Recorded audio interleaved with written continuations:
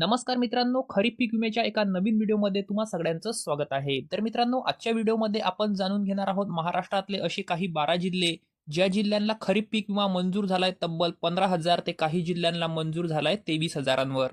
आता ते मित्रांनो 12 जिल्हे कोणकोणते आहेत व सोबतच या जिल्ह्यांना इथं कुठल्या कंपनीद्वारे पीक विम्याचं इथं वाटप होईल, आपण ते सविस्तर या व्हिडिओमध्ये जाणून घेऊ. पण मित्रांनो, व्हिडिओ पाहण्याआधी तुम्ही जर आपल्या चॅनलवरती नवीन असाल तर प्लीज सबस्क्राईब करून ठेवा अशाच डेली शेती संबंधित व पीक विमा संबंधित अपडेट्स जाणून घेण्यासाठी.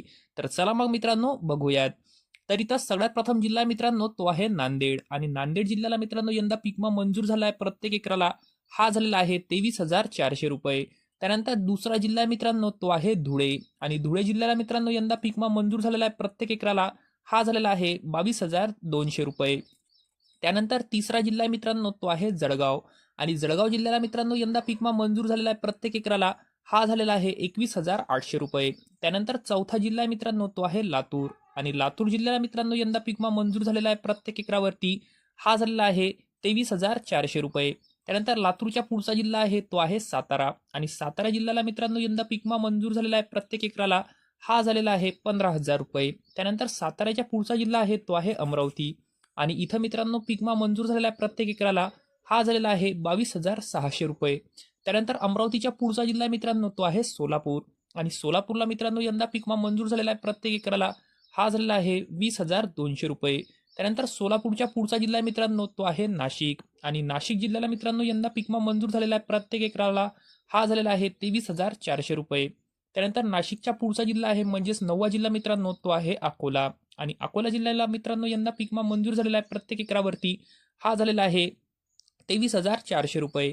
त्यानंतर अकोल्याच्या पुढचा जिल्हा आहे मित्रांनो तो आहे हिंगोली. आणि हिंगोलीला मित्रांनो यंदा खरीप पीक विमा मंजूर झालेला आहे प्रत्येक एकराला. हा झालेला आहे 22,900 रुपये. त्यानंतर हिंगोलीच्या पुढचा जिल्हा आहे तो आहे वाशिम. आणि वाशिम जिल्ह्याला मित्रांनो यंदा पीक विमा मंजूर झालेला आहे प्रत्येक एकरावरती. हा झालेला आहे 23,400 रुपये. त्यानंतर या व्हिडिओचा सगळ्यात शेवटचा जिल्हा मित्रांनो तो आहे नंदुरबार. आणि इथं मित्रांनो पीक विमा मंजूर झालेला आहे प्रत्येक एकरावरती. हा झालेला आहे 22,200 रुपये. तर मित्रांनो हे काय आहेत ते 12 जिल्हे, ज्या जिल्ह्यांना एवढा एवढा पीक विमा प्रत्येक एकरावरती मंजूर झालेला आहे.